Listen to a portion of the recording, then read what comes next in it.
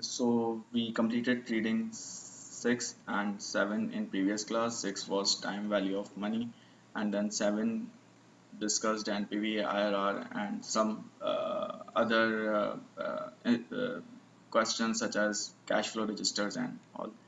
Now we are moving on to next reading, which is about statistics, statistical concepts, and market returns. This reading will be giving you an introduction to statistics, so there wouldn't be any advanced statistics being taught here. It will only be an introduction to statistics and introduction to basic concepts and introduction to how statistical concepts are related to market returns or how market returns can be analyzed using statistical concepts. So before we go into this reading, there are two types of statistics. One is descriptive statistics and other is inferential statistics. Descriptive statistics is about describing any data set or describing any variable. So for example, if I tell you the average of a data set is 10% or average of a stock market returns is 10% or 15%. That is descriptive statistic because I am describing the statistic, or I am using a statistic to describe the quality or describe the characteristic of a population or of a sample. Inferential statistic is that statistic which use descriptive statistic to make inferences. That is to make analysis about where can a variable move in future or what is the trend in a variable. So inferential statistic is more predictive. That is inferring what can happen or using the descriptive statistic to infer what can happen or what can be a possibility in future. So that is the difference between descriptive and inferential statistics. Whenever we are using statistical tools, we need some data on which statistical tool needs to be applied. So that data set or that whole data on which we are applying statistical tools is known as, or which we are analyzing is known as population. So for example, if I am talking about stock market or if I am talking about stock market of US, then all the stocks listed on the stock market of US will be known as population because that is the market or that is the data set which I am analyzing. Then from that particular data set or from that overall stock market of US, within that stock market of US, there will be thousands of stocks, and so it will be difficult to analyze all of those stocks. So as it is difficult to analyze whole of the population or to analyze whole of the market or all of the data points, what we do is that for our ease we draw sample out of population.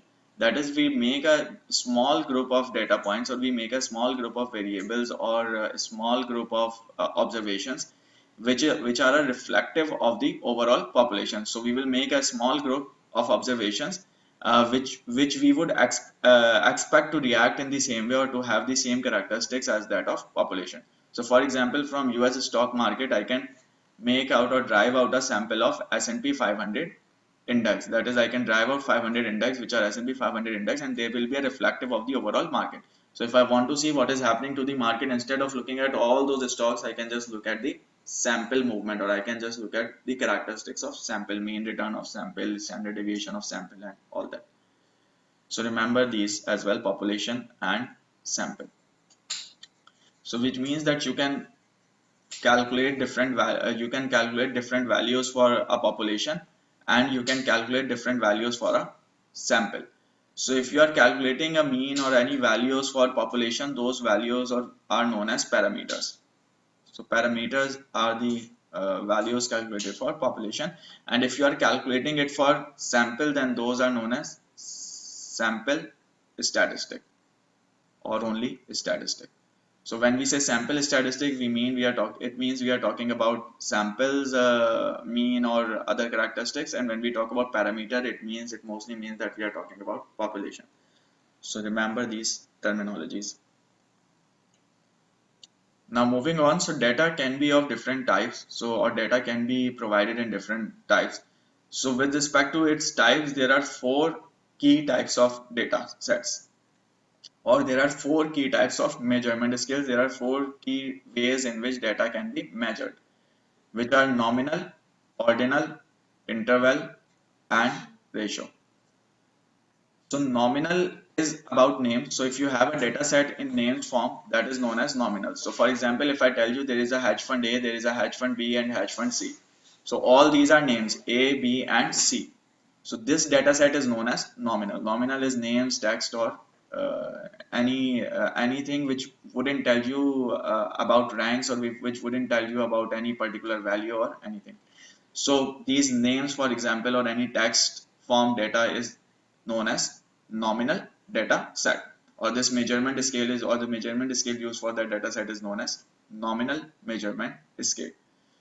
Now within these hyphens, if I tell you that you have A, you have B, and you have C, and I'm not telling you any difference between these three, then that is nominal. But if I give you ranks within these, that is, if I tell you A is best performing, uh, B is average performing, and C is worst performer. So if I tell you that A is best, B is average, C is worst, so now I have given you a rank. So I have given you some more information. That is, I have given you rank, that which is better and which is worse. So if you are given the ranks, or if you are told the ranking or the order, then that ranking is known as ordinal ranking. So ordinal ranking is the one in which you are given an order. So if you are given an order, that is known as ordinal ranking. So nominal only names and no other information. Ordinal, you have an order, you know which one is better, which one is worse.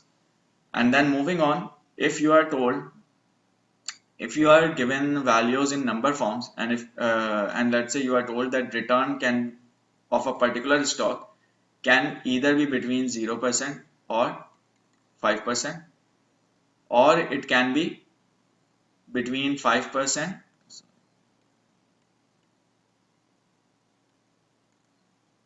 or it can be let's say greater than 5% and less than equal to 10%, greater than equal to, or it can be greater than 10% and less than equal to, let's say, 15 or 20%, whatever.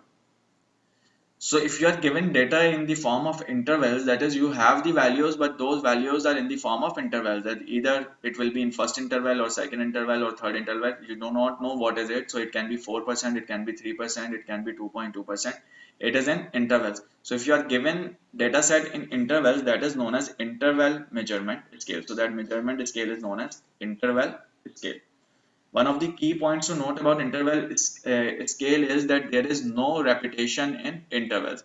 So for example, if I have 4%, 4% will fall in first interval. It cannot come in second or third interval. So any data point will only fall in one of these data sets or in one of these intervals. That means there is no repetition. Secondly, there is no specific value. So there are intervals but no specific value. So for example, you wouldn't know 4.52%. You would know that first interval is 0 to 5%. So this kind of measurement is, or this kind of scale is known as interval scale. Then moving on, if you are given the specific value, for example, if you are told that dividend is $5, or if you are told that return is 5.25%. So if you are given specific value, that scale is known as ratio scale. So that means we started with nominal. Nominal only have text or names, no order, no ranking. Then we moved on to ordinal. In ordinal, you have some order. You know which one is better, which one is worse, but you do not know how much better or how much worse. Then you have interval. In interval, no repetition. You have values, but you have ranges, no repetition and no specific value. Then you moved on to ratio. We moved on to ratio scale, in which we have specific values provided. So these are 4 measurement scales.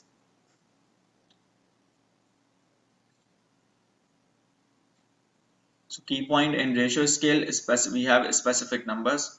Difference of numbers have meaning. So if you know one stock has 5% return and another have 4.2, then you know how much different is this particular stock A from B. So there is a 0.8% difference. So difference of numbers have meanings. Numbers themselves also have meaning. So number themselves also have meaning. While in ordinal scale, if I talk about ordinal scale, difference does not tell you anything. So you have category, you know best performing is better than average, but you do not know how much better. So for example, in the case of utility in economics, there is a concept of utility. In utility, again, you can have different utilities. So for example, a consumer can have 10 utils of utility, another consumer can have 7 utils of utility. So you know 10 is higher than 7, but this difference doesn't matter. This difference has no value. It is only for ranking purposes. So that again is ordinal scale.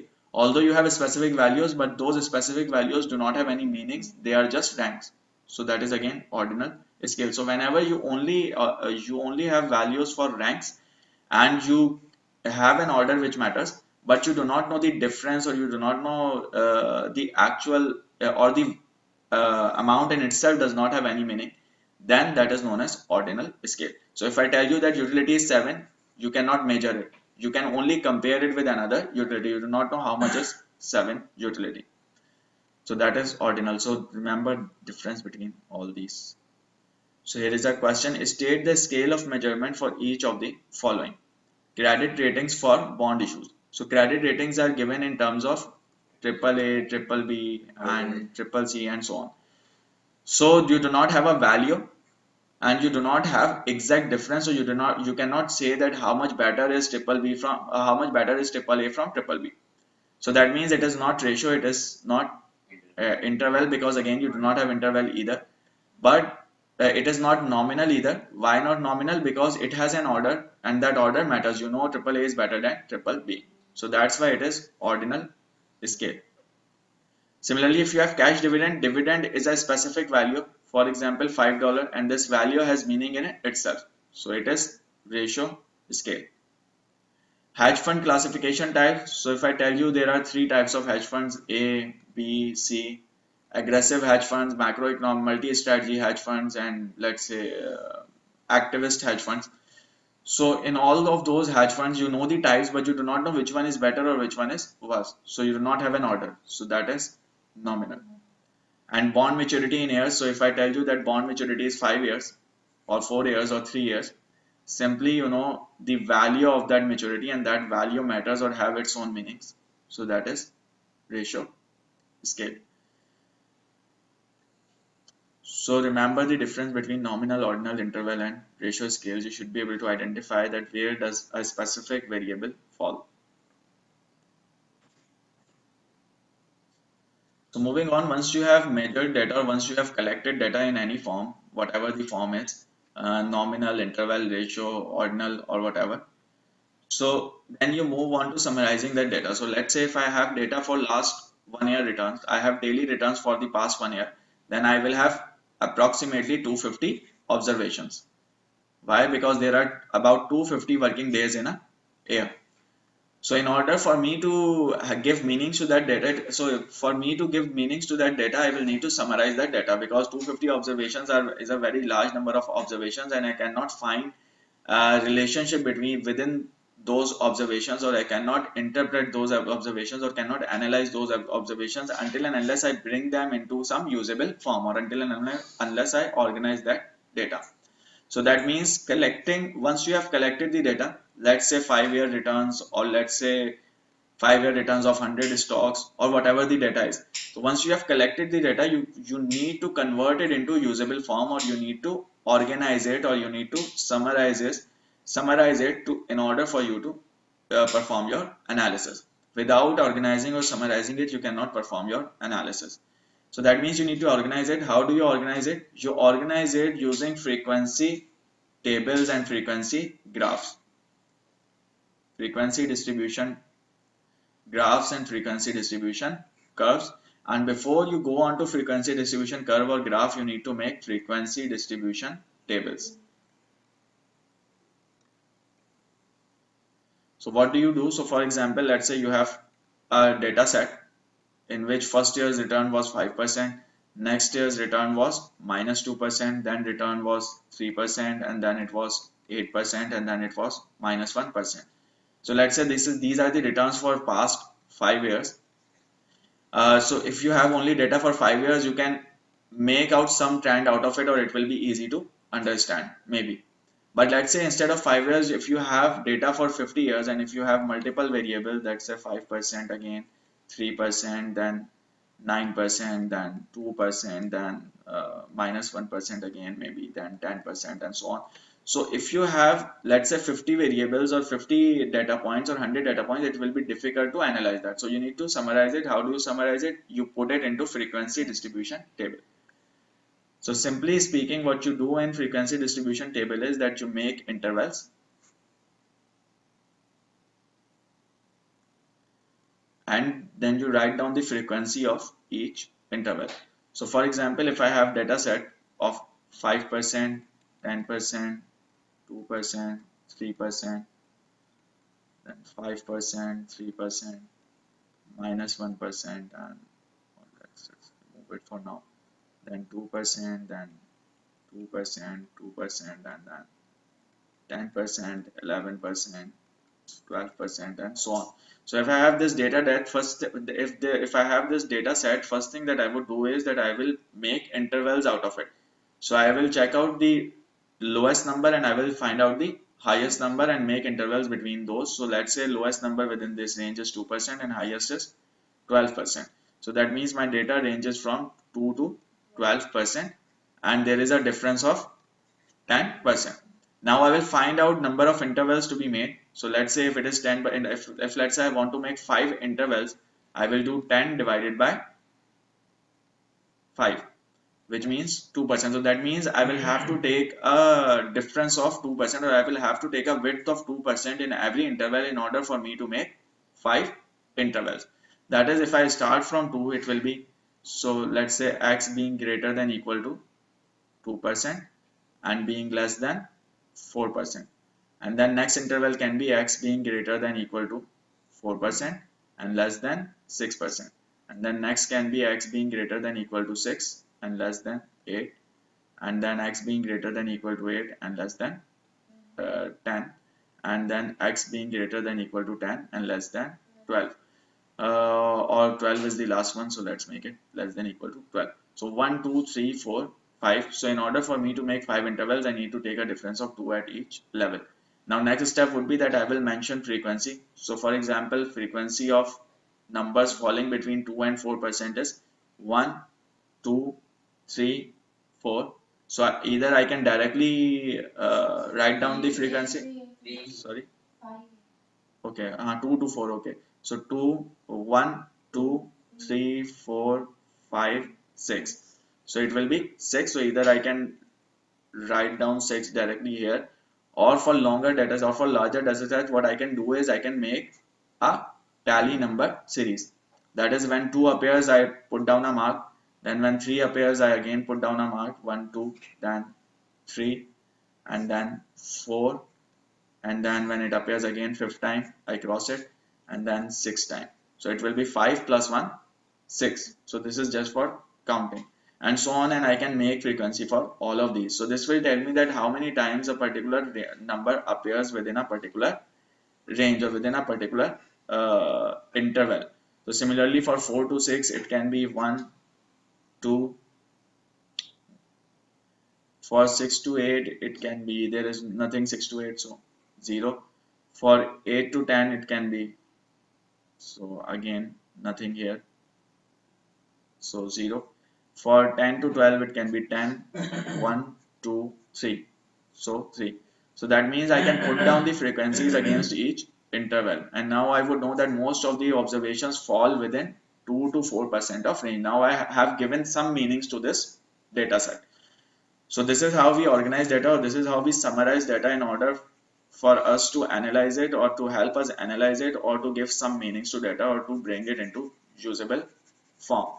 Once you have it in usable form, then you can perform your analysis, or then you can draw conclusions out of it. So for example, our conclusion could be that most of the times the stock provides a return of 2 to 4%. There are some outliers like 4 to 6 or 10 to 12, but most of the times it will be within this range.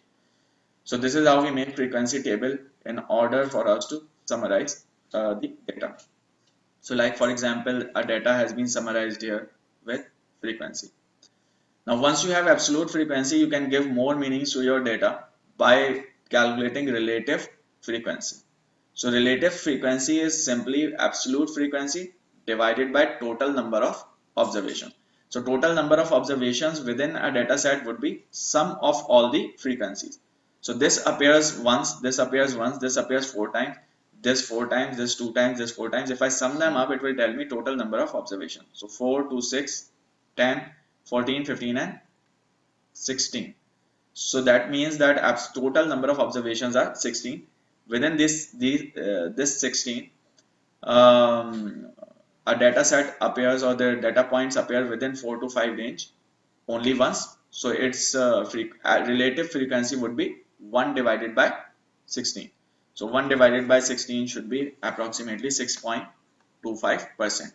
And then again next is 1 divided by 16, so which is again 6.25%. And then 4 divided by 16 is 25, then 25, then 12, and 25. Now this relative frequency would help me analyze these intervals in relation to each other. So it tells me that most of the data set, or about half of the data set, would be captured within 6 to 8% of range.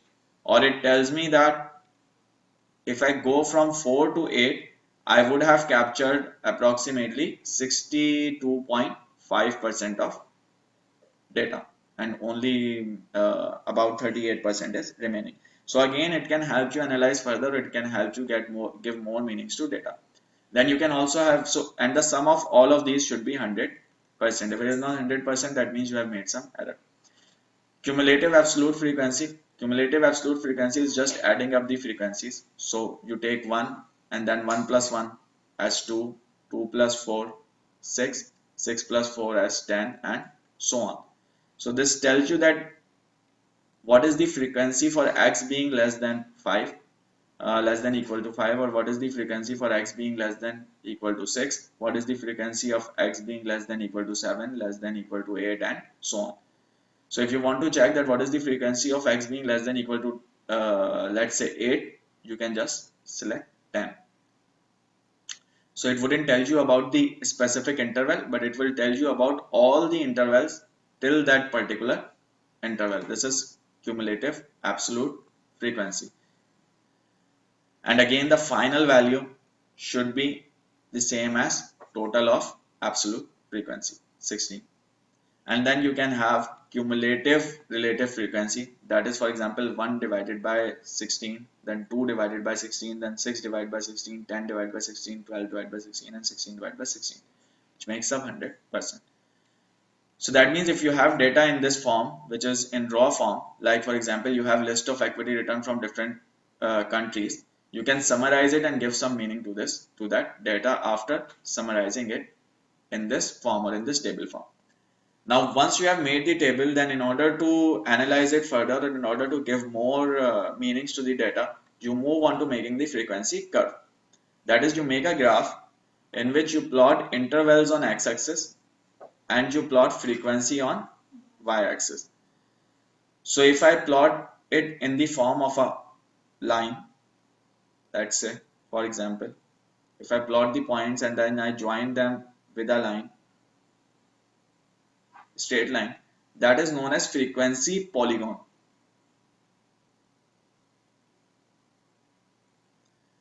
Or if I make a freehand curve,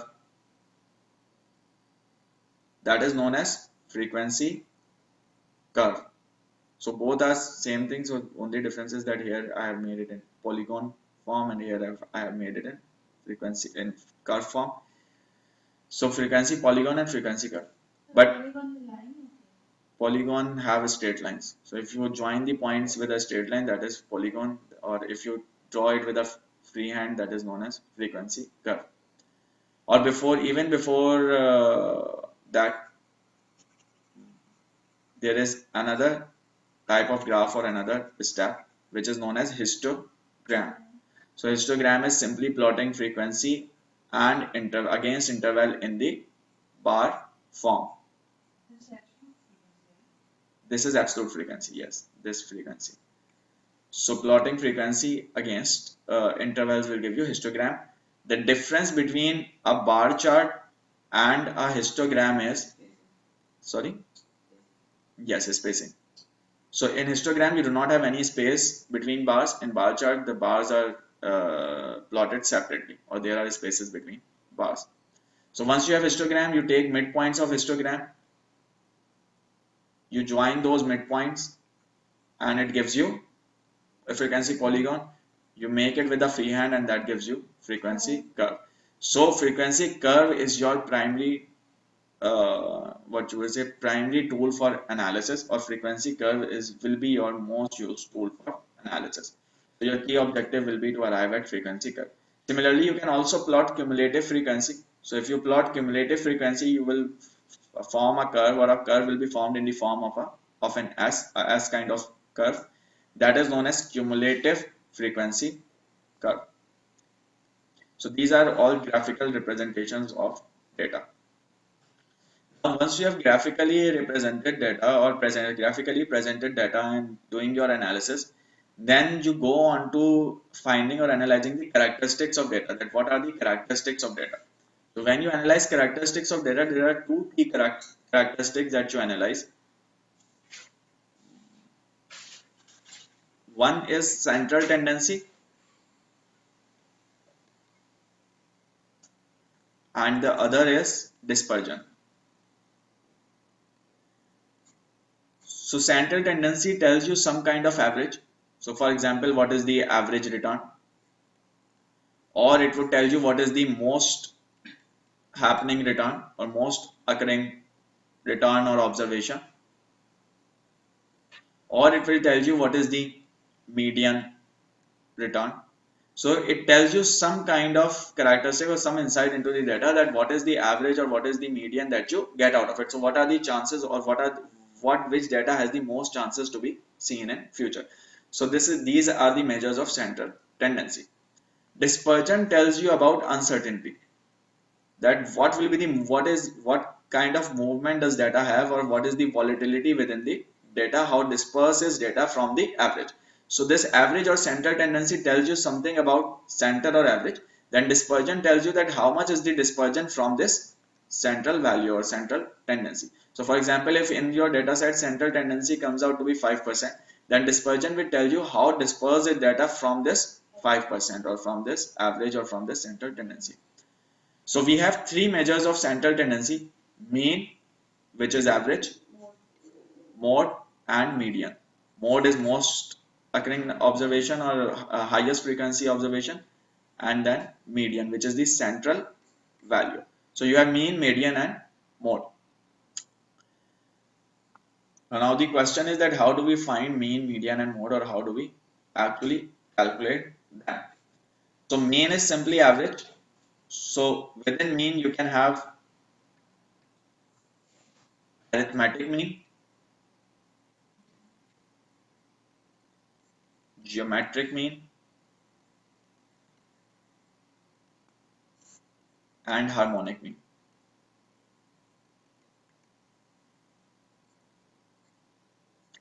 Arithmetic mean is the simple average. So for example, if I tell you that there are 5 analysts who are covering Procter & Gamble, and or let's say any particular stock. So let's say there is a stock X. There are 5 analysts covering this stock. One of the analysts have given a forecast of $5 EPS. Another analyst have given a forecast of $4.5 EPS. Another have given a $6 EPS forecast. Fourth analyst have given a $5.5 forecast, and fifth analyst have given a forecast of $5.25. So there are 5 analysts, and these 5 analysts have given these 5 forecasts. So you can go with any of those. So if you find that this analyst A has the best assumptions, you go with him. If you find analyst B have the best assumptions, you go with him. But generally traders or investors would want to look at some kind of average of all the estimates. And so how can you take the average? You can simply take the average by summing up all the observations and dividing them by number of observations. So for example, you sum up 5 plus 4.5 plus 6 plus 5.5 plus 5.25 and divide it by 5, because there are 5 observations: 1, 2, 3, 4, 5. So when you do this, you get average, and that average is known as arithmetic mean. So arithmetic mean is simple average, sum of observations divided by number of observations. And so remember that arithmetic mean is mostly used to analyze cross-sectional data. So for example, all these estimates are given at the same point of time. So analyst A is telling you estimate for next year, B is also telling you estimate for next year, C is also telling you estimate for next year, and so on. So this is cross-sectional data. These are all the data sets available at the same point of time. This is known as arithmetic mean. Then moving on to geometric mean. Geometric mean is compounded annual growth rate, and it deals with time series data. It is compounded growth rate like we did in last class. And so we also did the formula for geometric mean in last class, which was 1 plus R1 into 1 plus R2 into 1 plus R3 into 1 plus R4 and so on. And then we did it to the power 1 divided by n minus 1. This is your geometric mean. So geometric mean deals with time series data or compound growth rate. Then comes harmonic mean. Harmonic mean is used for cost averaging. How is it used, that we will do just shortly. For now, remember that harmonic mean is used for cost averaging. So for example, if I bought let's say bought a share and I bought it for $10, then I bought it again after some time and I bought it for $8, and then I bought it again after some time and I bought it for $9, and now I want to check the average cost at which I have made the purchases. I can use harmonic mean to calculate that. How we do that, that will come in shortly. So these are three different types of means. Within arithmetic mean, we can also have weighted mean, weighted average. So what is weighted average? So let's say that I have a portfolio, and in that portfolio I have three stocks X, Y and Z. X gave me 5% return, Y gave me 10% return, and Z gave me for example 6% return. And obviously they would have different weights, so these are returns, they would have different weights as well. So let's say X has a weight of 50% in portfolio, Y has a weight of 30%, and Z has a weight of 20%. So how do I get the average return or portfolio return? Portfolio return can be found by taking weighted average. So weight into rate. So I do weight into rate and then sum them up, and that will give me weighted average return, which is portfolio return. So this is known as weighted average return. So far, very simple. Okay, example, it asks you state the model credit rating. So model credit rating should be the one which has highest frequency. So in order for you to answer this, first step should be that you organize it in or summarize it in tabular form so that you can easily do your analysis. So you start with the highest rating and go to lowest, or start with the lowest rating and go to highest. Put it in some ascending or descending order, and then put the frequencies against them. So once you have arranged it, then if you have to tell model credit rating, what is the model credit rating for this? Baa1. So this is model credit rating because it has the highest frequency. It is the most occurring observation. So within this data, Baa1 appears 3 times. There is no other data point which appears 3 times. So it is the most appearing number. So it has the highest frequency, and so it is the model credit rating. Now next is finding median credit rating. So median rating or the median value is that value which appears at 50th percentile or which appears at the center of the data set. So for finding out median, first thing that you need to do is find out total frequency. So total frequency would be 1 plus 1 plus 3 plus 1 plus 1 plus 1 plus 1. So it will be 5 plus 4, which is 9. So there are altogether 9 observations. So now if you have to find out median, so if you have total of 9 observations, median value can be calculated, or median term can be calculated by doing n plus 1 divided by 2, which is 9 plus 1 divided by 2, which is 5. So this means fifth value is the center value or central value. So if I have values from 1 to 9,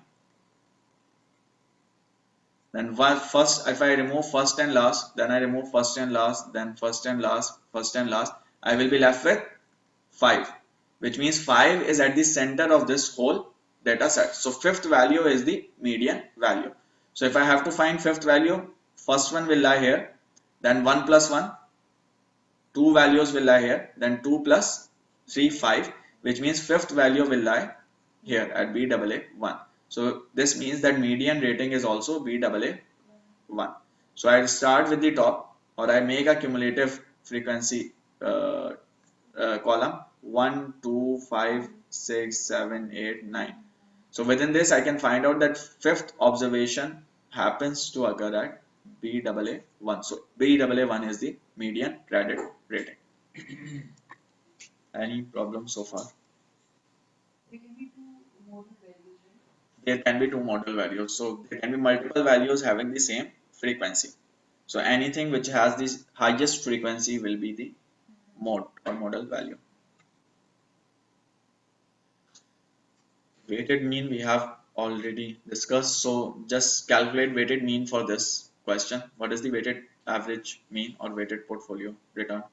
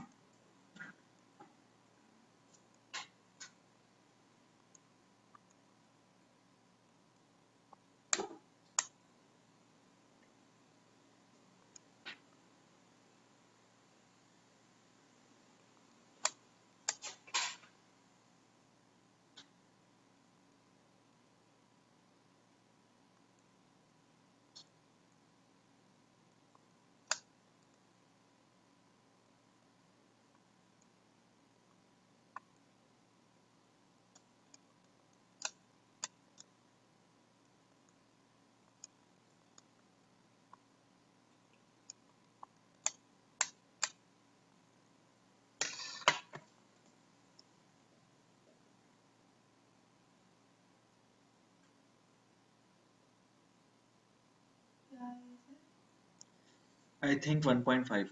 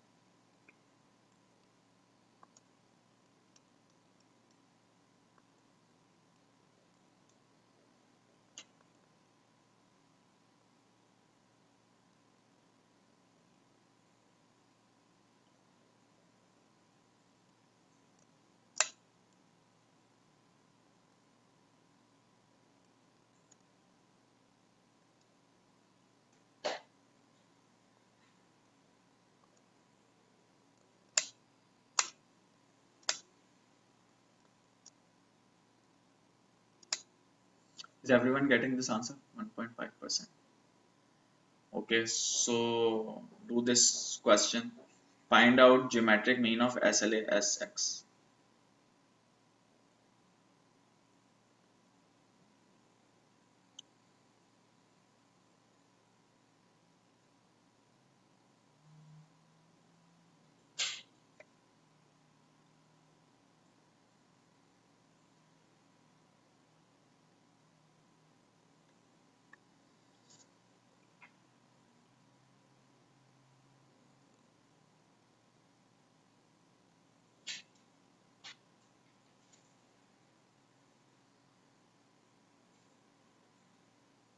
Use financial calculator.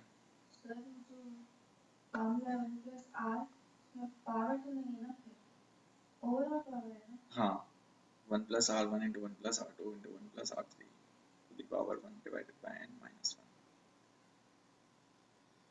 So geometric mean will be 1 plus 16.2%, which is 1.16, multiplied by 1 plus 20.3, which is 1.203, multiplied by 1 plus 9.3%, which is 1.093, multiplied by 1 plus 11.1 minus 11.1%, which is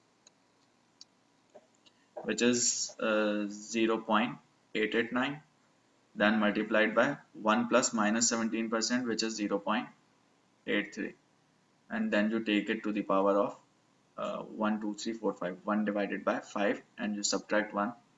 That should give you about 2.4%. When you are doing it in your calculator, you can do it in multiple ways. For example, you can first calculate 1.16, write it down on paper, and then 1.203 and write it down, and then 1.093, write it down, and then do it on your calculator. Otherwise, you can make use of brackets. So on your financial calculator, you have a bracket open and bracket close sign. So you can do, for example, you can do bracket open 1 plus 1 plus 0.162 bracket close, then multiplied by 1 plus 20.203, then bracket close, and so on. But then you will have to remember in your mind about the brackets, that you wouldn't see these brackets on the screen, so you would have to memorize, or you would have to remember it in your mind. Or what you can do is you can make use of STO function, which is a store function. So store and recall. That is, for example, instead of writing it down on the paper or writing it down in your register or wherever, you can calculate this value, for example 1.16, and then you can store it in your calculator. So you can store it by pressing STO, store, and pressing any number from 1 to 9. So if you, for example, if you write on your calculator, if you write 1.16 and then you press store and then you press 1, that 1.16 gets stored at the back of number 1. So when you recall 1, when you press RCL and 1, then it will show you the same value. So you can store about 10 values in your calculator during your calculations. STO. So you have CEC, on top of that you have RCL, and above that you have STO, store. So store and recall can help you store a value in a number against a digit against a button, and a recall can help you pull out that value or recall that value. So this is about geometric mean. Make sure you practice enough to get the right answers using financial calculator, because calculating geometric mean using financial calculator will be a bit difficult at starting level. So do it using financial calculator. So it can be cleared, I think, using second and clear work. So if you do second and clear work, it should be, I think, no, it is not doing it. Second.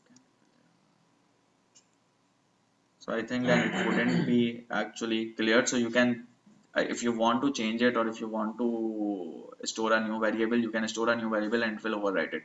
Or you can plug 0 in, or you can store 0. So if you store 0, it will store 0 in that particular digit and remove other figures. Otherwise, I don't think that there is an option to clear that memory. That would reset your formatting and everything, I think.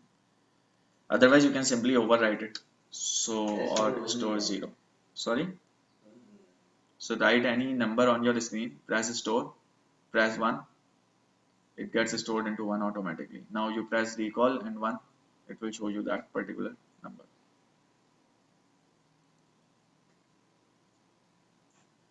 So uses of different types of means that we have discussed already: arithmetic, geometric, harmonic.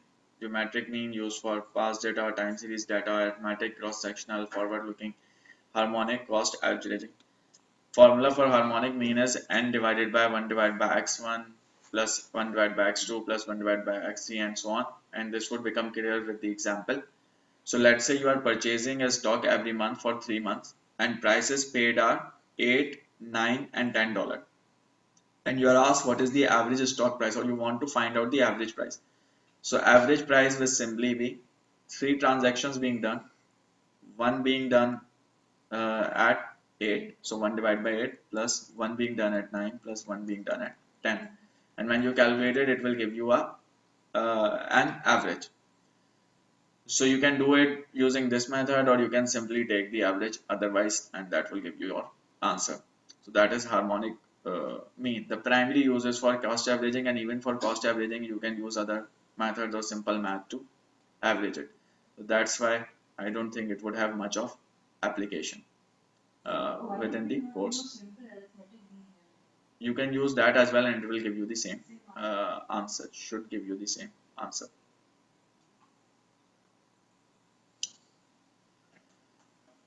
Okay, comparing three mean measures. So a key point to remember is that if observations in a data set have the same value, for example, if I tell you there is a data set of 5 observations and those 5 observations are 5, 5, 5, 5, 5. So if all the observations in a data set are same, then arithmetic mean, geometric mean and harmonic mean all will be same. If these values are different, then arithmetic mean will be greater than geometric mean and geometric mean will be greater than harmonic mean. This is something that we should remember. Otherwise they will be equal. So either equal or higher. That should be the case. Moving on, so we have so far discussed central tendency and means. Now moving on to quantile or distributing data into parts. So let's say I have data, I have for example 100 observations. So I can break down those 100 observations into different parts for helping my analysis or for helping analyze the data better. So for example, if I break it down into uh, let's say 4 parts, that those 4 parts are known as quartiles. So if I break it down into 4 parts, that is known as quartiles.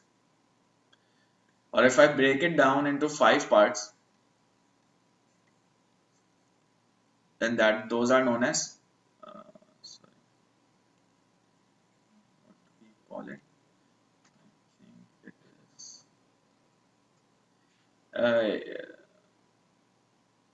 what it is quintiles. And if I break it down into 10 parts,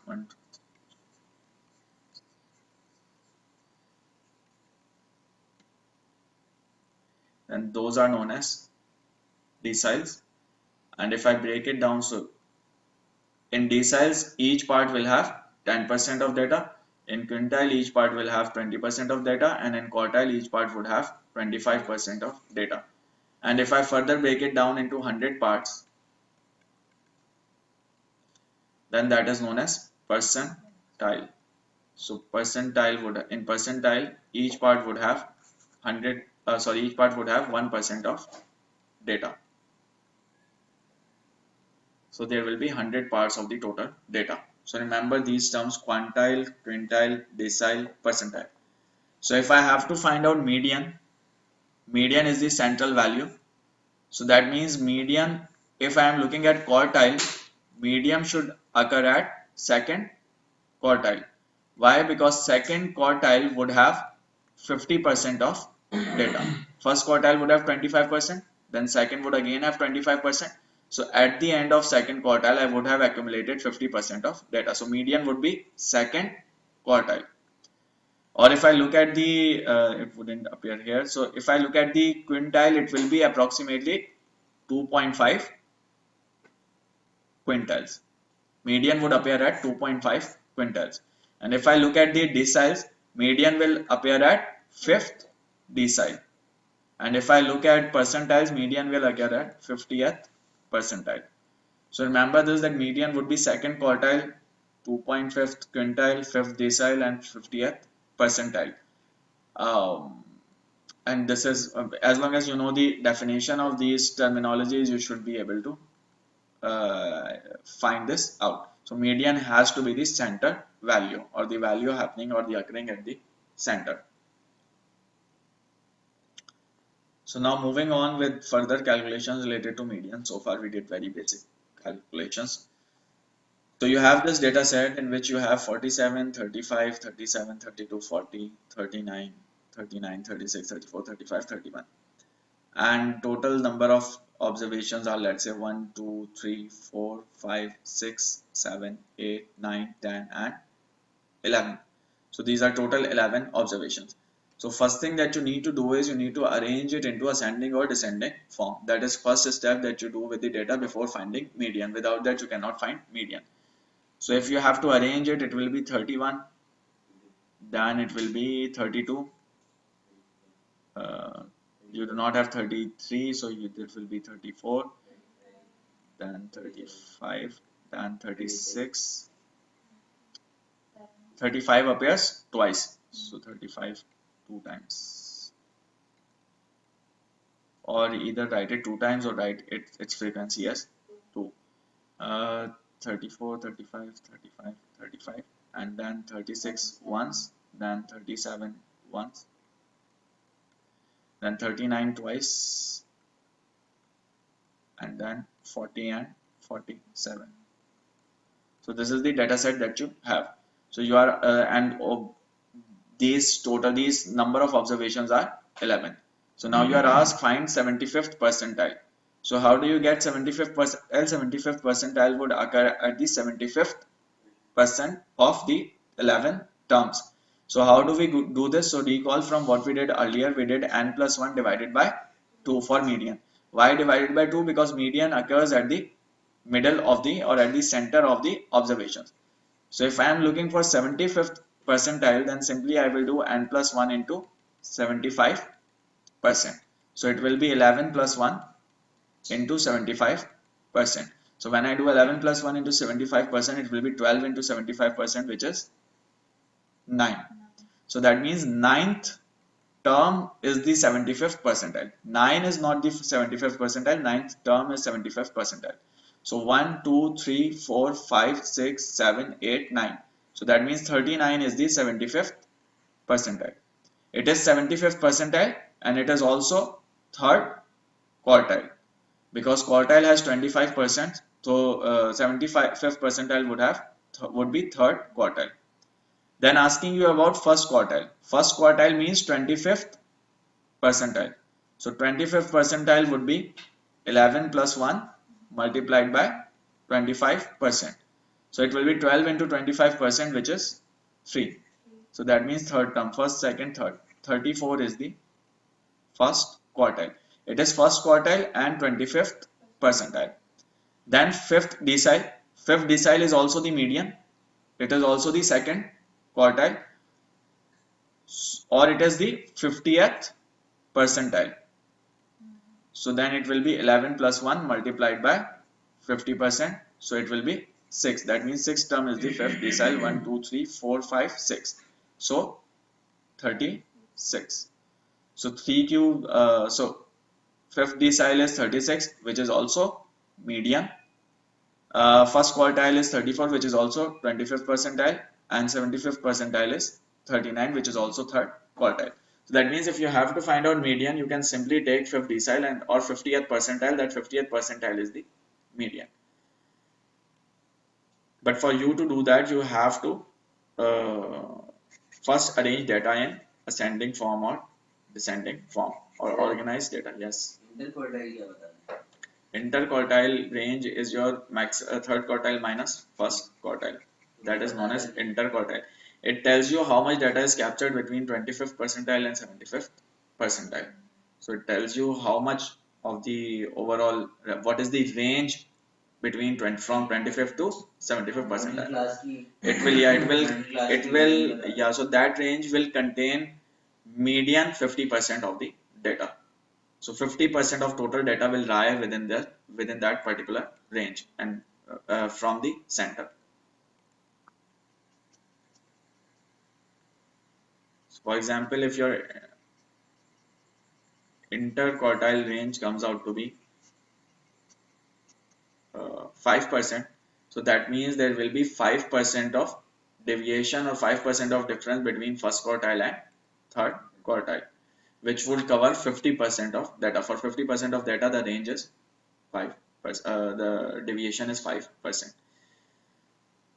So 6, if you have to find 6 decile, so far it was easy because we were getting a whole number as term. So sometimes you may not get whole number and you get a decimal. So for example, in 6 decile, so 6 decile would mean 11 plus 1 multiplied by 60th percentile, which is 0.6. 6.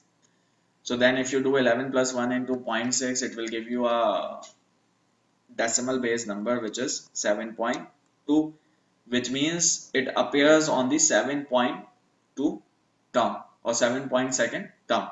So now it is neither 7 nor 8, so it is 7.2, which means it will be somewhere in between 7 and 8 term. So how do you find that out? You find that out using linear interpolation from your basic math. So what is linear interpolation? So you find out seventh term. So if you look into seventh term here, it will be 1, 2, 3, 4, 5, 6, 7. Seventh term is 37. So this is your seventh term, 37. And your eighth term is 39. So 39 is your eighth term. This 7.2 would happen to occur here, somewhere here, which is 7.2. So what is the difference between 7th and 8th term? The distance between 7th and 8th term is 1 unit.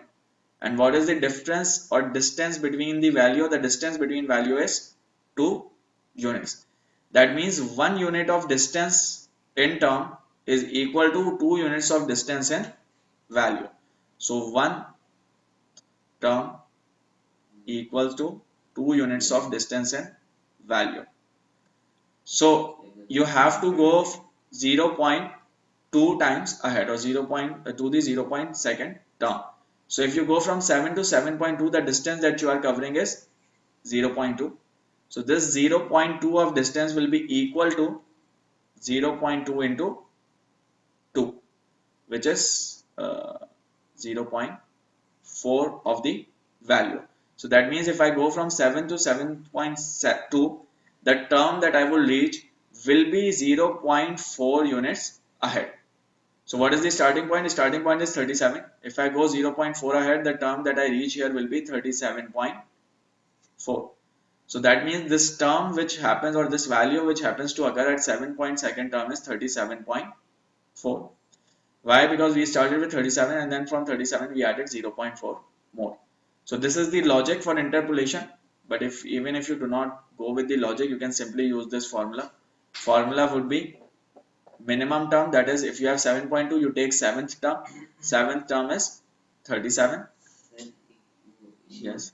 ये जो आपने वो ली थी series ली थी उसमें हर term जो है वो 2 का डिफरेंस तो दिखाने की थी तो आपने So total difference was 37 to 39. So total distance is 2 units. लेकिन ऑल ओवर जो आपने टैली लिया था फ्रीक्वेंसी ली थी हाँ.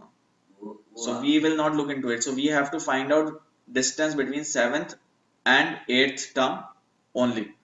Distance between all of those terms can be different. Distance between second and third would be different. Third and fourth will be different. You have to find out 7.2. So if you have to find out 7.2, you will start from 7th and go 0.2 ahead.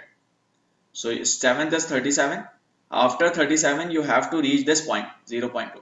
So if you have to reach this point of 7.2, what will be the value here? This is what you have to find out. So it will be 37. Sorry. Exactly. So if it had it been 440 or 42, you would have taken 42 minus 37.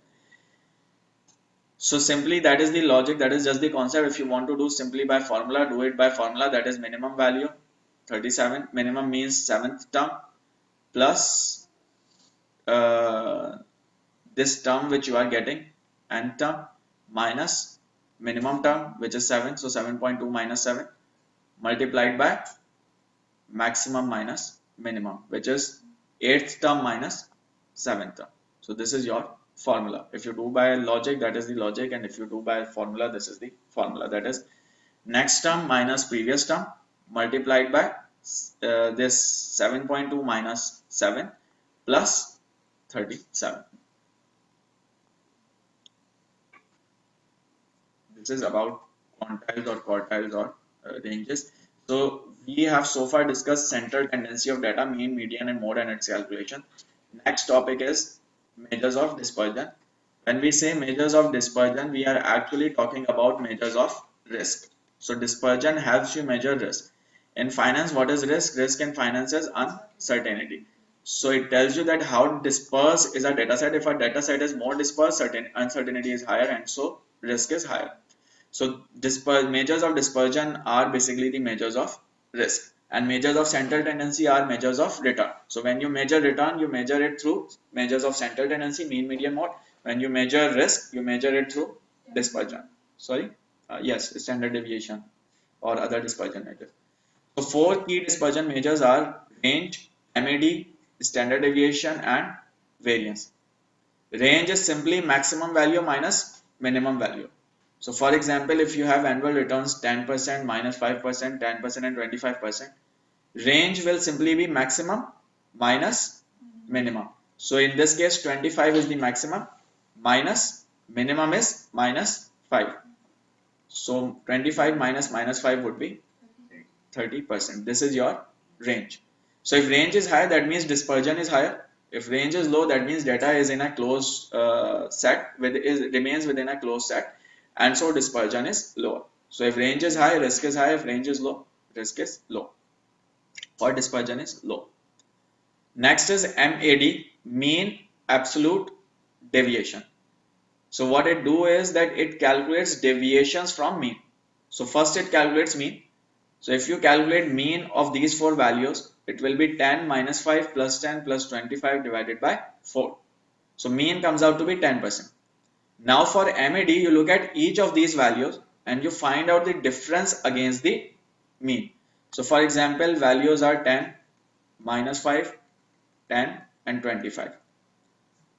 So this is first step, that you list down the values. Second step is that you take the mean, and mean comes out to be 10%. So you write down mean in second column. This is your mean and this is your value. Then third is that you take the deviations from mean. That is 10 minus 10, for example 0, minus 5 minus 10, minus 15, 10 minus 10, 0, 25 minus 10, 15. Then next step is that you take them as absolute values. That is, if it is negative, you convert it to positive. So you take it as absolute. So 0, 15, 0 and 15. And then final step is that you take the mean of these absolute values. So 15 plus 0 plus 0 plus 15 divided by 4. When you do 0 plus 15 plus 0 plus 15 divided by 4, you will get your answer of mean absolute deviation, which will be 30 divided by 4. 7.5, I think. 7.5. This is mean absolute deviation. Why absolute deviation? Because we have converted these deviations into absolute value. You can use another method in which you do not convert it into absolute values, and that is related to, or that method is standard deviation. So how do you do this in standard deviation? So before we go into standard deviation, first let's do variance and then we will go to standard deviation. So how do you calculate variance? So for variance, you take a square of these deviations. And what is the purpose for taking a square? Purpose for taking a square is that if there is any negative number that changes into a positive number. So in absolute deviation, again we were doing the same. Here the logic is same, but we are doing that by taking a square. So you take 0 square, then you take 15% square, and when you take 15% square, it will be 2.25%, and then you take 0% square and then 15% square, again 2.25%. So idea is that you will have x minus mean squares.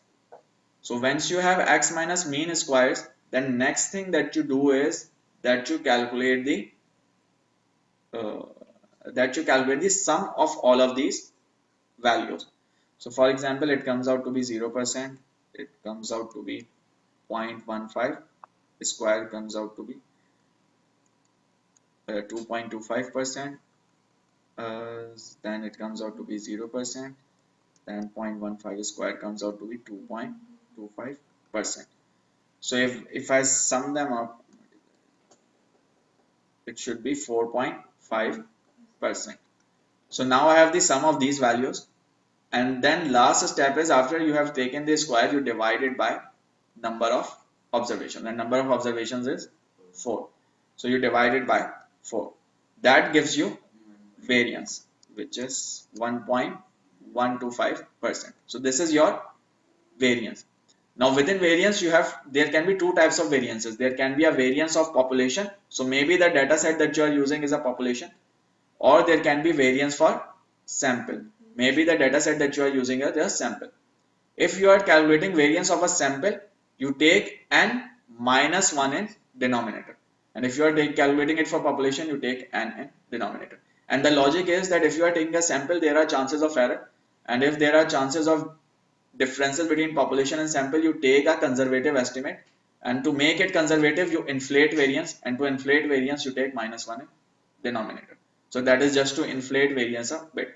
So for sample variance, you have n minus 1 in denominator. For population variance, you have n in denominator. And once you have variance, you can calculate standard deviation. Standard deviation is simply square root of variance. That is your standard deviation. So if I take a square root of 0.0125, it will be my variance, which is 11.2%. So variance would come out to be 11.2%. So this is how you calculate variance and standard deviation.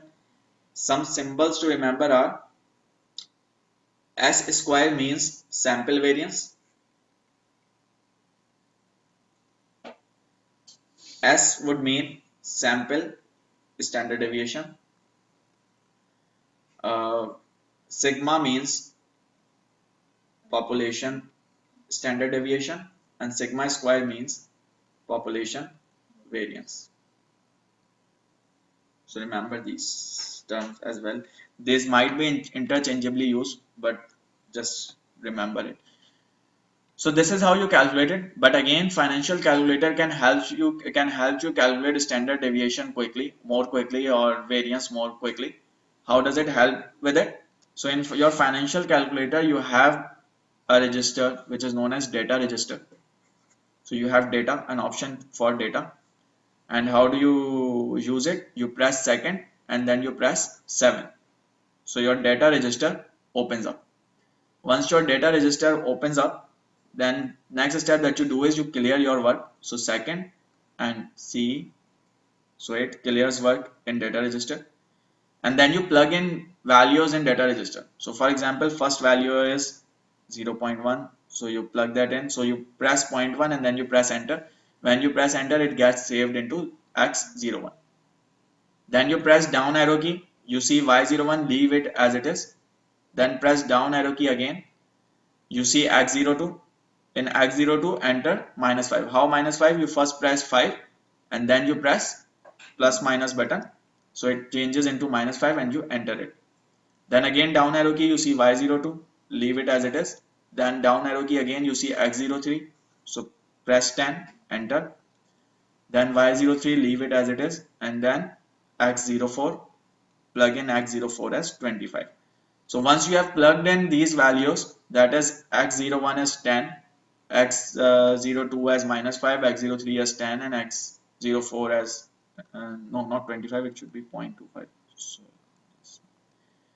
So 0.1 and then, sorry, X01 is 10%, which is 0.1. Then X03 is 0.1. Then X04 is 0.25.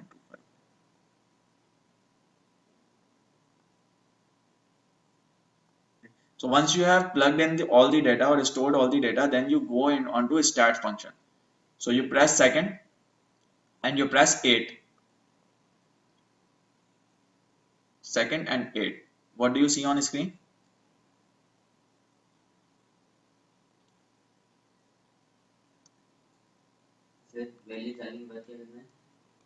Press second and press 8.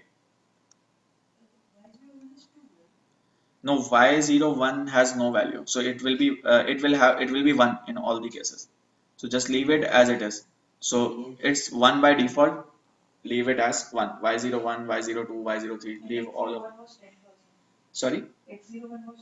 X01 10, X02 minus 5, X03 10, X04 25. So you only need to input values for X and do not input any values for Y. Leave it as it is as 1. So it is 1 in all the series. Leave it as 1. In some other probability questions, we use that series of Y. Here it will not be used. So press second, press 8. When you press second and press 8, you will that will open up a stat function. What do you see on the screen? Sorry, LIN. Press second and set. First, second and 8, and then second and set. What do you see now? LN. So keep doing second set until and unless you see 1 dash V or 1 dash 5. So when you see 1 dash 5 written or 1 dash V written there, just stop there and then press down arrow key. So when you press down arrow key, it will show you n equals to 4. Then it will show you x bar as 0.1, which is your mean. That means mean is 0.1. Then it shows you Sx, which is sample standard deviation. Then it shows you sigma, which is population standard deviation. If you want to calculate variance, you just take a square of this standard deviation and that gives you the variance. So this is how you calculate it, or this is how you should do it in exam instead of doing all these calculations. But remember the formula, that is you should know it in order to understand the concept of standard deviation. Within finance, if someone says risk, it usually means standard deviation. So risk and standard deviation are synonymously used in finance. All these are measures of risk, but key measure of risk is standard deviation. And when someone says risk, generally he means standard deviation. So deviation will capture everything. Total risk. Deviation captures total risk, because if there is any risk, that would lead to change in value, and if value changes, that will be captured in deviation. So deviation tells you how much will the value change or how much does the value change.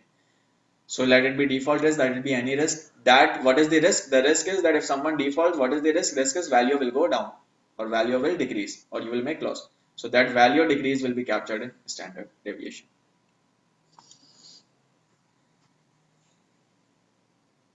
So these are measures of dispersion, and make sure that you are able to do it using calculator. So only knowing the concept or being able to do it is not enough.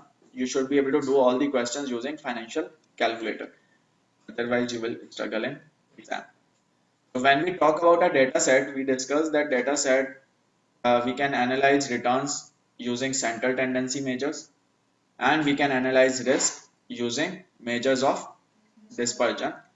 And we discussed that data can be broken down into different segments or different parts, quartiles, quintiles, deciles, or whatever. So in any data, you will have certain mean. So for example, if I draw a frequency curve, in that frequency curve, I will have some mean. So let's say this is mean. And there will be some standard deviation around mean. That is, data can go on the positive side of mean or can go on the negative side of mean.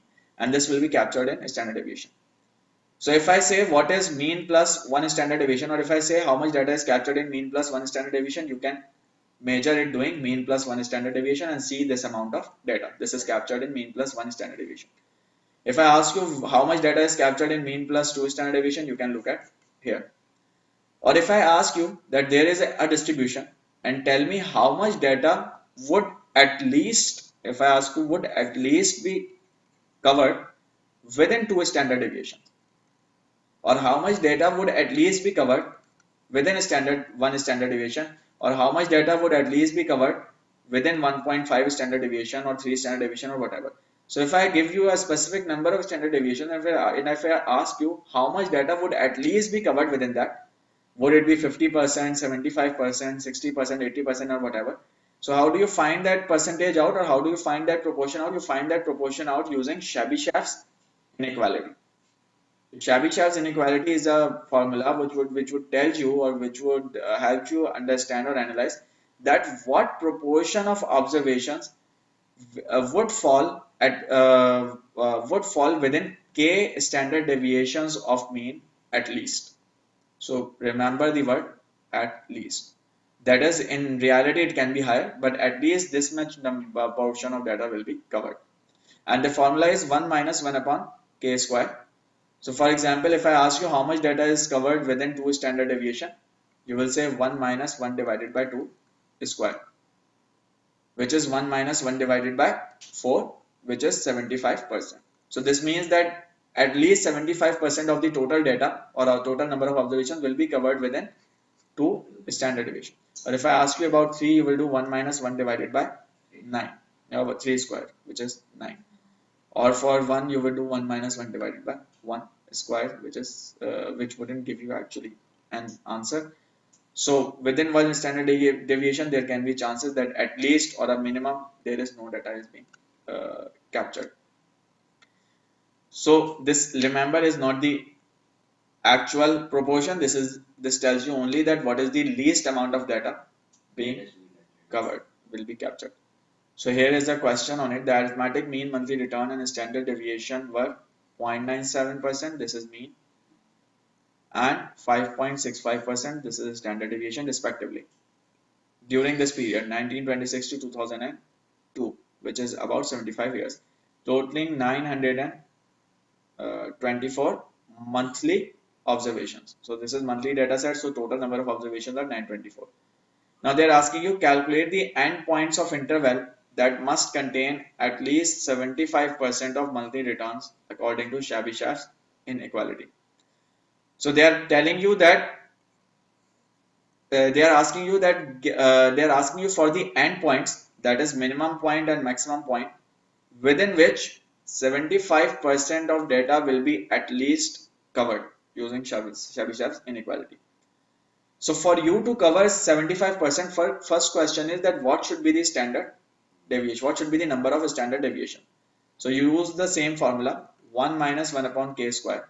So if you have to cover 75% of data, then required k is 2. So when you solve for k, you will get 2. That means in order for you to cover 75% of data, your k should be 2. That means 75% of data will be covered within 2 standard deviations around mean. So if your mean is, let's say, here, then 2 standard deviations on each side would cover 75% of data. This is 75% data. So now you have to find out these endpoints. So this is simple. You know mean is 0.97. You know standard deviation, it is 5.65%. So you know that maximum point or the higher endpoint would be 0.97 plus 2 into standard deviation. So it will be 0.97 into 0.97 plus 2 into standard deviation, which is 5.65%. This is the higher endpoint, and lower endpoint would be 0.97 minus 2 into standard deviation. So 0.97 minus 2 into 5.65. So your higher endpoint should come out to be 2 into 5.65 plus 0.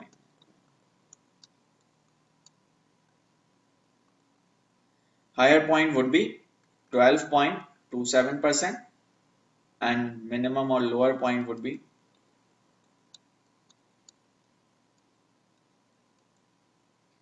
minus 10.33%.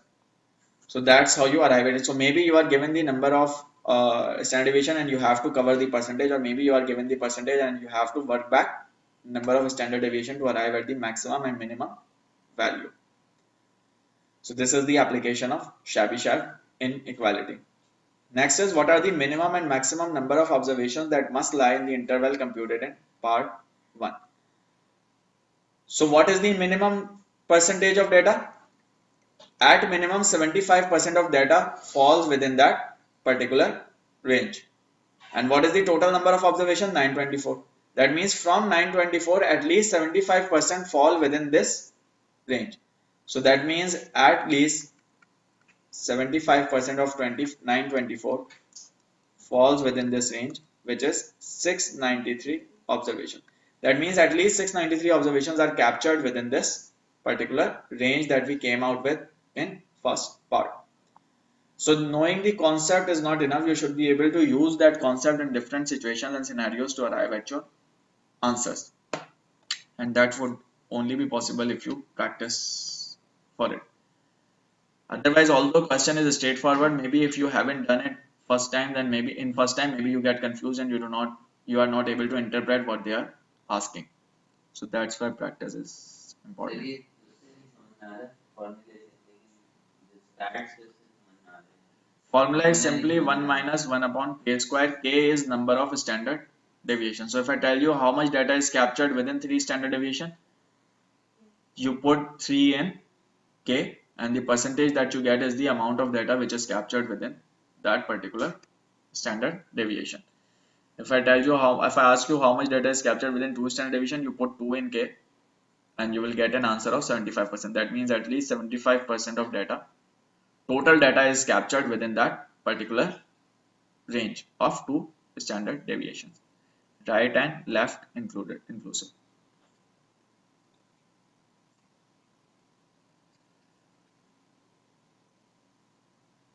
So some basic final concepts, that is, we discussed central tendency, and central tendency told us about return. We discussed dispersion, and dispersion told us about risk. We know if dispersion is higher, risk is higher, and one of the key measures of risk is standard deviation. So we know if standard deviation is higher, risk is higher. So let's say if A and B are two investments, A has a standard deviation of 10% and B has a standard deviation of 15%. Then clearly you should go with A. Why? Because B has a higher risk. So A has a lower risk, so you should go with it. But this is not enough to take the decision. Why? Because risk or return should not be looked into in isolation. They should be compared with each other. So only looking at risk is not enough. You should also look at the return. So let's say A gives you a maybe let's say 7% return, and B gives you a or let's say it gives you a, for example, 15% return, and let's say B gives you a 30% return. So you need to compare risk with return. Looking at absolute risk is not is not a good idea. Why? Because maybe risk is high, but maybe return is even higher. So you should look at risk return adjusted risk. So when you look at return adjusted risk, what you do is that you divide risk by return. So here the risk divided by return would be 10% divided by 15%, and here risk divided by return would be 15% divided by 30%. This risk divided by return is known as coefficient of variation. So coefficient of variation is risk standard deviation divided by expected return. So whenever analyzing two investments, you go with the one which has lower coefficient of variation. Lower coefficient of variation means lower risk compared to return. Yes. So although it has higher what you can say, although it has higher risk on the face, maybe when you do 15 divided by 30, you get a lower risk, 0.5. It would be higher, 0.75 or something here. So look at coefficient of variation. And this is simple question. So what is absolute risk? If I look at the absolute numbers, this is absolute risk. If I look at it in relation to return or in relation to some benchmark, that is known as relative risk. Relative is looking against some benchmark, and absolute is the absolute value. So this is for risk. Similarly, if you are getting the return and if you are comparing return, for example, let's say asset A gives you a 10% return, B gives you a 15% return. So clearly B is better because it is giving you high return, but you do not only look at the return. Or let's say these are two portfolio managers. So B is a better manager because he is giving you a high return, but then you should also look at the risk that he is taking. So you should compare return with risk. And when you are analyzing portfolio manager, you also compare return with risk-free rate. So let's say risk-free rate in market is 9%. So this manager is only giving you 1% of extra return with his expertise. And this is giving you 6% of extra return with expertise. So only comparing return with risk is not enough. In that case, you have to compare risk. You have to compare the excess return with the risk, and that excess return divided by Excess return divided by standard deviation is known as Sharpe ratio. And by excess return, we mean return on portfolio minus risk-free return. So difference between return on portfolio and risk-free rate divided by standard deviation is your Sharpe ratio. And it is used to analyze performance or compare performance of portfolio managers. So if Sharpe ratio is higher, that is better. If Sharpe ratio is lower, that is a problem. So you go with the portfolio manager who is giving you higher Sharpe ratio. So coefficient of variation was standard deviation divided by expected return, and Sharpe ratio is excess return divided by standard deviation, which is portfolio return minus risk-free rate divided by standard deviation. Remember this risk-free return. So at times you end up forgetting this risk-free return and just divide risk portfolio return by standard deviation. That is not Sharpe ratio. Sharpe ratio is specifically portfolio minus risk-free divided by standard deviation. That's how you calculate it. So when an investment or a portfolio manager generates return, that is dependent on two factors: risk and his expertise or his skill or his decision. So in order to analyze that how much is actually coming up from decision, you look at Sharpe ratio, that is adjusting the return, excess return for risk. So for example, if you have this example, if you have to calculate Sharpe ratio of SLA SX, Sharpe ratio of SLA SX would be mean return 12.58 minus risk-free rate 4 divided by standard deviation 19.44. This is the Sharpe ratio, and whichever has the highest Sharpe ratio, you go with that investment.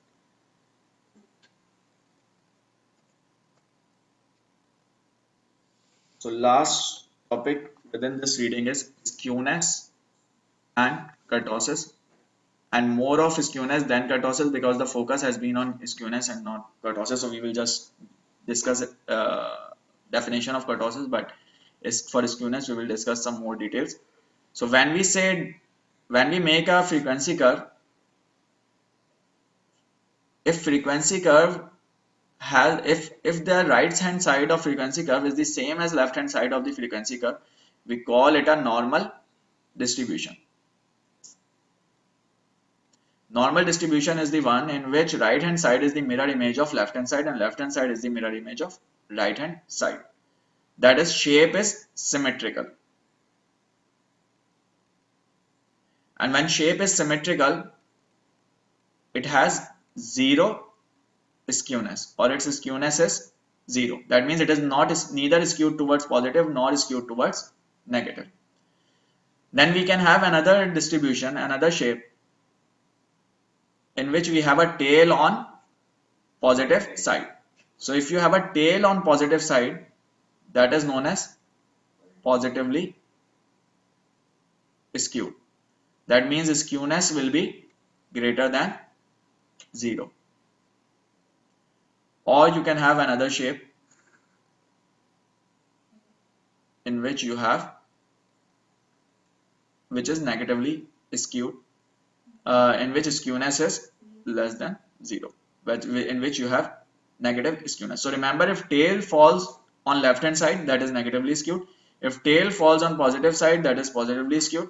And if it is symmetrical, then that is known as normal distribution. Some other key points to remember with respect to this. So let's say we make a negatively skewed curve, and then we make a normal curve, and then we make a positively skewed curve. So key point to remember is that if I look into these curves, what is these curves? I have frequency on y-axis and I have observation or return on x-axis. So frequency on y-axis and return on x-axis. If I want to find out the mode return, what will be mode return? Mode return is the return at which frequency is highest. So that means this should be mode return. This is my mode. In this case, this should be mode return. And in this case, this should be mode return. Any problem so far? If I have to look at mean, where is mean? Mean is average. So that means in this case, average should be at center. So this is mean as well. So mean is the same as mode. This is negatively skewed and this is positively skewed. And this is normal distribution. So mean is equals to mode. If I go into this shape, where would mean be? Mean drifts towards outliers. That means mean would be somewhere here. Because mean drifts towards outliers. If you add any outlier, mean would drift towards that value. And if I go into it, mean will be somewhere here because it drifts towards outliers. So that means mode is greater than mean for negatively skewed and mean is greater than mode for positively skewed, and both are same for normal distribution. If I look at median, median is the central value. So this whole is your, this is the maximum, this is the minimum, these all are your values. Where would I have the central value? It will be in center. So that means for normal distribution, mean, median, mode all are same. And if I go to positively skewed, central value will be somewhere here, median.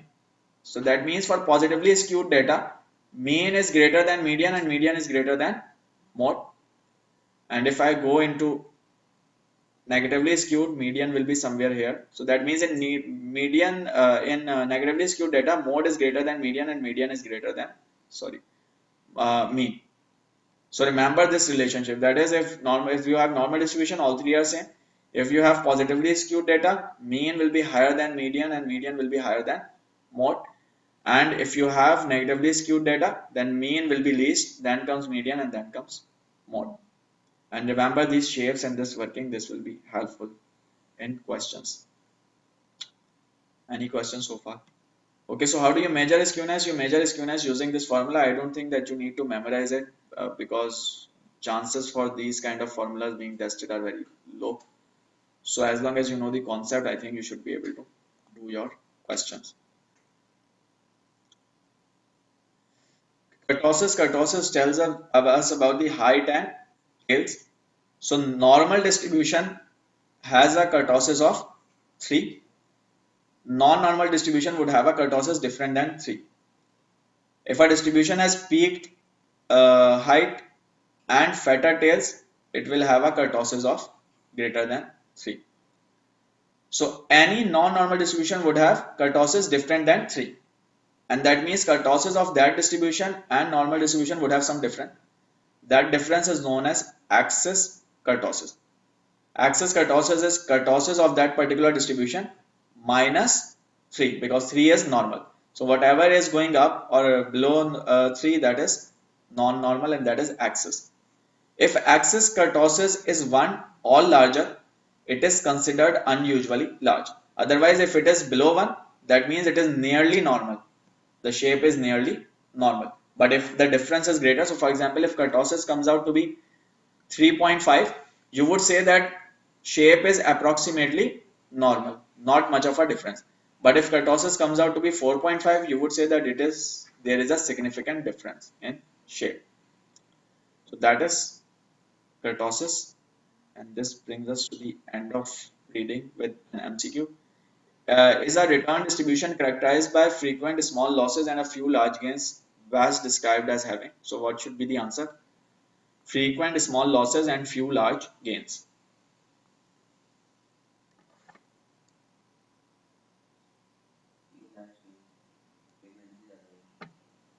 For gains, few large gains. So what would be the answer? Why? Because the tail will be on the left side of axis. Tail will be on left. So what does that mean? Frequency will be higher on the right side. Okay, so negatively skewed means shape like this.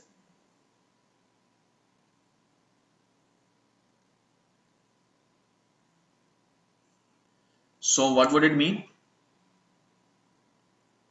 Frequency of this will be higher. This is gains and this is loss.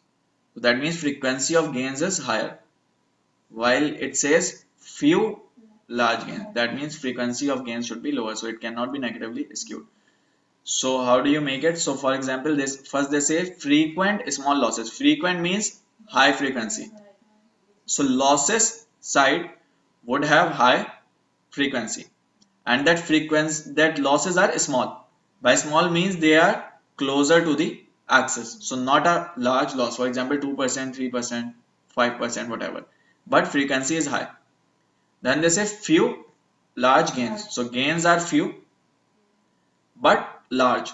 Large means that there are outliers. That means they are farther on the positive side. So for example, if loss is 5%, maybe gain is 15%.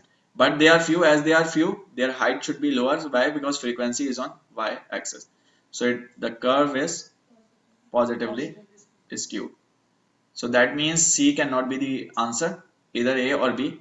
A mean greater than median, so median would be in center. Mean is in tail. So mean being greater than median, yes. So B is your answer. So you should be able to use the concepts in these questions. So this is it about reading. Let's take